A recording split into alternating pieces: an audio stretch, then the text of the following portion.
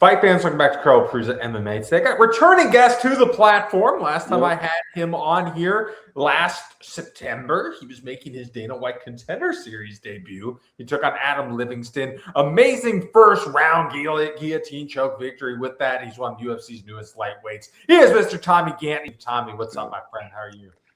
Carlos, what's going on, man? I'm good. How you doing, bro? I'm doing great.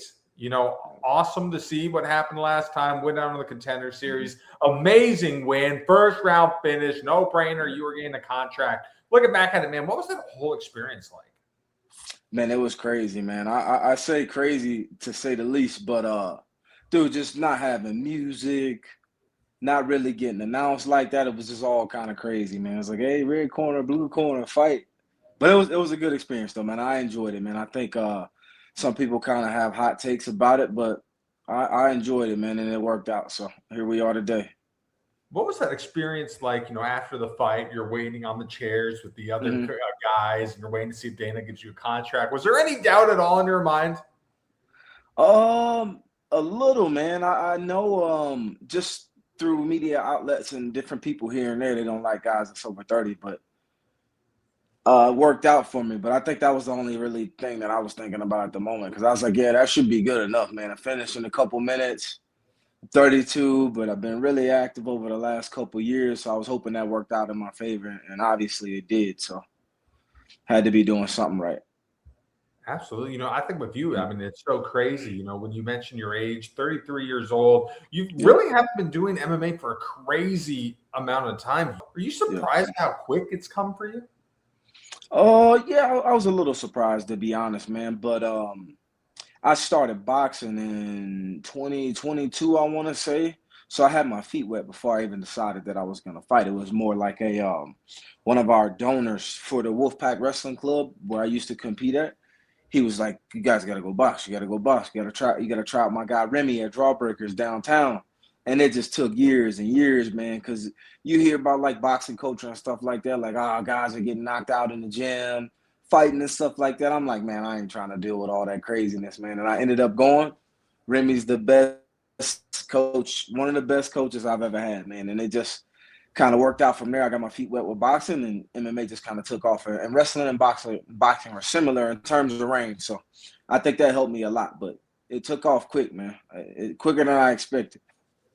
Absolutely, man. So you're over in Vegas now, but you train over in San Jose area. One of the best young fight teams led by Coach DC. You got Torres with you. You got Imanol Rodriguez with you. You got Gioev with you. You got Jacoby with you. Kevin Peace, a bunch of big name guys on that team. What's it like battling out with those killers? Man, it's a dogfight in the room every day, man. Every practice, man. It's like I remember going to college when I was a freshman. And I would always look for like not easier days, but I'm like, man, when is this gonna get easier? You know what I mean? And it just never happens, man. It's just a dogfight in there every day. We got Rodrigo, Cole, Imanol. We just got a bunch of really good guys. Even the younger guys like Trey, man, we got a bunch of good guys, man. And everybody's just chomping at the bits every day. So it's good, man. But that pushes you to greatness, man. When you got really good guys around you like that constantly, you could never kind of really get an easy day. It just pushes you to greatness, man. Absolutely. You know, last time you were on here, we talked about the sacrifices and the grind of being a professional fighter, the staying up early, staying up late, waking up early, all that stuff. Not a lot of money on the regional scene. Getting a big win like that in Contender Series, getting the contract. Were you able to reflect back at the journey at all?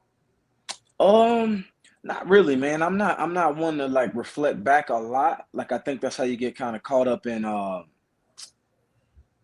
the like, oh, I've made it type of mentality. So I'm just one to kind of keep my head down and just keep working constantly, man. And at the end of the day, when it's all said and done and I retire, then I'll look back and be like, oh man, this was crazy. That was crazy. This was fun. That sucked. That type of deal. But until that point, man, I just put my head down and keep working, man. Right after I won, I was like, all right, what's next? Like, we got practice in a couple of days. I'm going to take a couple of days off, go see my kids. Then I'm right back to it, man. Because the end goal is what it's all about, right? You want to get that UFC title, so you got to keep working, man. It's hard to get where you want and constantly reflect, if that makes sense. For me, at least. I don't know about other people, but for me, at least. You know, for you, how do you think you've grown and evolved from this journey of martial arts? What do you think you've learned from this whole thing? How I evolved is just something I like to say, man, is just being 1% better than I was the day before. But I think in terms of where I've evolved is jujitsu probably and kickboxing, man. I think that's where I made the most jumps at. Because when I first started, man, I never forget it. I was fighting in New York. I was an amateur for Flex Fight Series up in New York City or the Long Island area. They're a little bit everywhere up there. But dude, I was fighting this dude, and he's swiveling underneath my ankles and legs. I had no clue what leg locks and ankle lock. I had no clue what any of that was. And my coach at the time, he's like, bro, I was about to throw in the towel. He's like, I'm not having your legs, your knee get shredded over some amateur title or something like that. And I was just completely oblivious to it. So over the last couple years, man, I just took a deep dive into kickboxing and jiu-jitsu because boxing and wrestling kind of came natural a little bit to me, and really kind of dug into the intricacies and figured little things out here and there. So I'm excited to show the next evolution of TG, man, here in a couple weeks. For you, what do you want your kids to take away from this journey you've been on?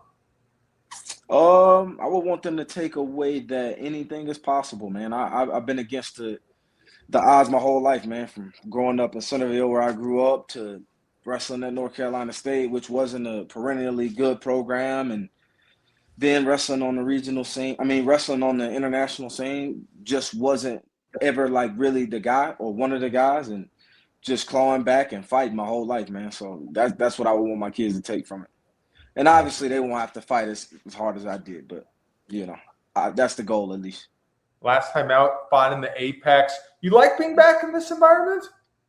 I do, man. The Apex is nice, man. I heard Finney just talking about it not too long ago. We were there a couple of days ago, man. Actually, today, and it's a nice venue, man. They revamped it. They put a lot of more seats in there and stuff like that. I think you walk out from a different area now or something like that. But yeah, it's cool, man. I'm excited to fight in there, man. It looks like a little big arena, if that makes sense, man. The first time I think I fought there was only like a couple hundred seats now. It looks like maybe 600-700 or something like that now. I don't know what it is on record, but something like that. It's a lot more. I know that. Absolutely. It's kind of cool, the era that we're in right now. Some people call it the Paramount era of the UFC. Obviously, now it's like easier to watch all the fights. You have the Paramount Plus. You have $100,000 finish bonuses, all this stuff. What do you think of this new era that we're in right now? Dude, I like it, man. I honestly, when they were switching over from ESPN to Paramount, I was a little like, like I didn't know. I figured ESPN would be better because it's more mainstream, I guess, if you will. But it looks like Paramount's kind of taking off and killing it, man. I would assume more people watch now too because it's only $8.99 or $10 or whatever it is a month versus the $100 in pay-per-view every month or the $10 ESPN fee that they charge monthly. But I like it, man. They up the bonuses. That's always good, man. The pay going up. That's always good. So, and then I like the idea too of kind of earning your money, man. So you go out there and have a good fight, or you go finish a guy in spectacular fashion, and you get rewarded for it. Just like anything else in life, man. Absolutely. Obviously, what do you think about it?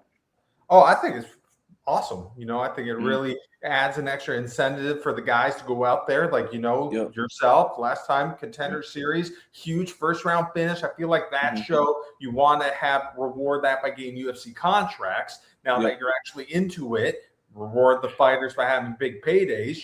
For you go out there and do what you did this time around, or you do what you did last time this time around, you could be walking out there with $100,000. Has that crossed your mind? Yeah, it has, man. Honestly, it has. But man, obviously, like, you got to go win first before you think about doing stuff like that. So winning's almost always at the forefront of my mind, and then everything else later. Absolutely. Just winning and dominating the guy, and then I think all of that other stuff will come, man. But it's definitely crossed my mind. That's a paycheck that'll sustain you for a little bit. Another thing that I think is actually kind of interesting with this card. So it's May 16th.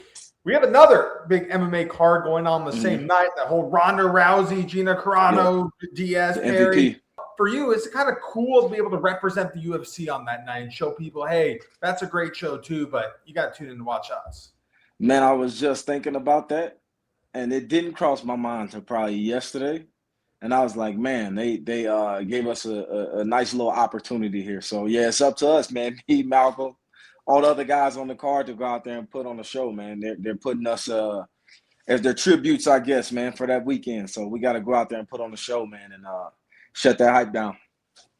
Absolutely. You know, I got really excited when I saw this fight get announced. You know, when you look at your style, you're going out there, man, you're looking for the finish. You turn into a very complete, well-rounded martial artist. He's going out there. He's trying to go for the finish as well. Would you be surprised if this one goes the distance?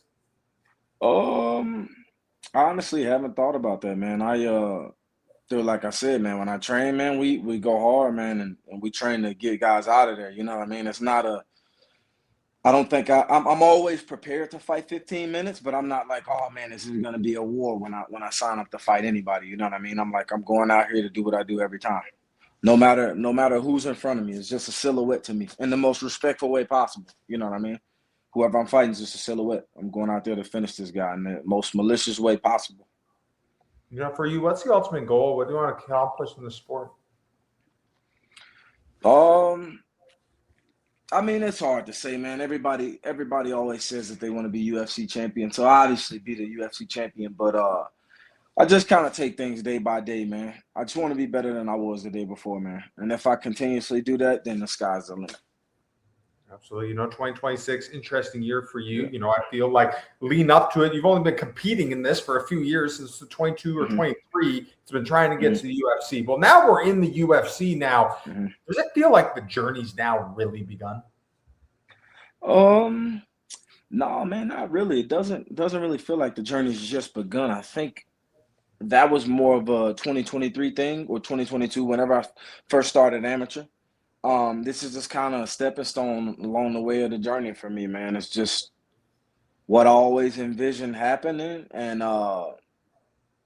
yeah, just a step in the journey, man. I got a lot long. I got a lot further to go, and I'm excited for it, man. You know, you're the type of guy I really feel like if you haven't already, he's going to become a fan favorite in the sport. The way you fight, you go out there, you put on a show, you have a really good personality. You know, fighting is so big on social media nowadays. Everyone's on Instagram, they're on Twitter, they're on Facebook. Yeah. Since you've been in the UFC, have you seen any maybe memes or comments about yourself that kind of made you laugh or maybe kind of make you go like, what the heck? Hey, Carlos, I appreciate the kind words, man. But I have not, I don't think, man. I think I saw a few funny comments after I fought in Contender series. I don't remember what they were, but I can imagine something's coming here in a couple weeks, man, after this fight. Absolutely. For you, do you feel that fighting is more mental than physical?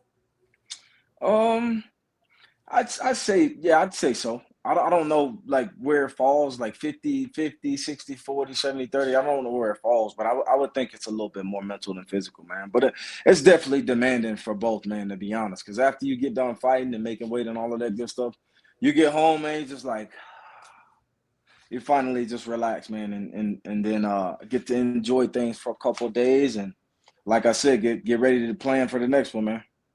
Absolutely. Before we wrap up here, I want to go through some big fights coming up. Your prediction on who's going to win some of these big fights. So the week before you, we got a really big one in Newark. You got Khamzat Chimaev taking on Sean Strickland. What a fight. Who wins it? Bro, that's a good one, Carlos. I don't know, man. That's a good one, man. I think if you going to my head, I would say Chimaev, but man, it's hard to go against the Americans for me, man. I always try to root for the Americans, man.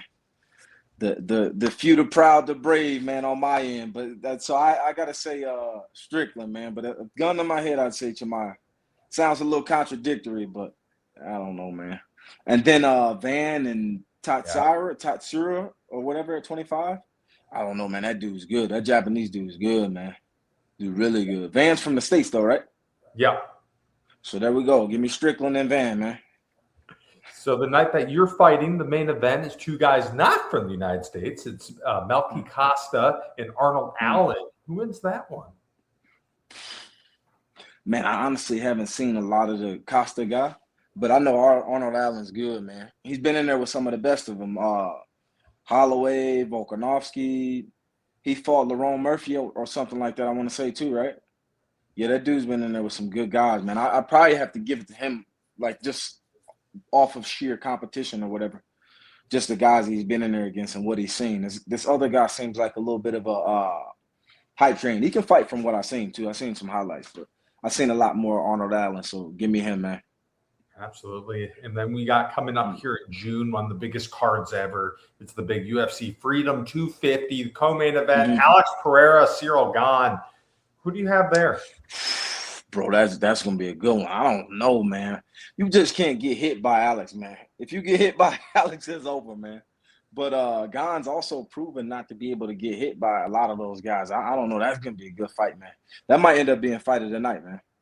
But I got to go with I'll go with Alex, man. Give me Alex. I'll go Pereira. It's a beast, that man. main event, I'm sure one that you're going to be watching very closely. Lightweight division, your weight class. You have Ilia Topuria returning, taking on Justin Gaethje. Who wins it? I don't know, man. Man, I gotta go with the American again, man. But gun to my head, I'd probably say it's hard to bet against Topuria, man. But for me, I'm gonna go with the American, man, every time. So America, man. Absolutely. So that main event, man, obviously lightweight division. You're in that lightweight division. When you look at the history of the lightweight division, it's been nothing but absolute killers. Probably one of the strongest divisions in the sport. It's whole history. Is it exciting knowing that as you climb these ranks, I mean, you're getting closer to these guys? There's no easy fights in this division. Nope, not at all, man. Yeah, man, I've been watching the sport for a long time too, and to watch guys like Oliveira, Topuria, obviously Frankie Edgar, all of those good fighters, man. It's kind of I wouldn't say surreal, but like a homecoming moment to like know that I'm on the same level as those guys, and I got the opportunity to prove it to the rest of the world. Absolutely. When we talk about some of the biggest names in the sport, when you're watching some of these big fights, you're training with some absolute killers. Do the other guys motivate you? Do you get any motivation from the other big names? Oh, not really, man. I don't really get motivation from people, man. If anything, I would say I get it from my coaches, the 6 or 7 that I have. But I'm kind of intrinsically motivated, man. It doesn't take much for me to get up for a fight, man. Once that bout agreement gets signed, man, I'm up. 6 a.m., 7 a.m., whatever time necessary, man. I'm up and I'm at it. Because I'm like, I ain't letting this dude outwork me, man, before the fight. And when I get in there, when that pen drops, I know I did everything humanly possible. So, obviously, one of your coaches here, Daniel Cormier. I was reading a little bit on the internet, and you were talking about some absolute wars that you've had with him inspiring. Have we had some good battles with you in DC? Oh, me and him sparring? Yeah. Nah, dude, he's too big. I just run from him the whole time. He put his gloves on. I just run from him the whole time, man. He's too big. Too big for me, man. He'll go with some of our other bigger guys, man, and just walk them down the whole time. It's funny, man. Absolutely. Funny to watch. There you go. All right, Tommy, last question for you, my friend. In a perfect world, what is the outcome May 16th when you make your UFC debut? The perfect outcome is just blood, man. A lot of blood being spilled, man. That's the perfect outcome for me, man. Absolutely. Well, Tommy, man, thank you so much once again for coming on here and talk with me. So happy for you. Can't wait to watch you make your debut, my friend. It's going to be a great one. Yes, sir. Appreciate you, Carlos. Good talking to you, bro. That's it for us today. I'm Carl Peruzza. He is Mr. Tommy Gantt. You can watch him May 16th. Taking on Trey Ogden. Going to be a banger fight, fans. Don't want to miss this one. Take care.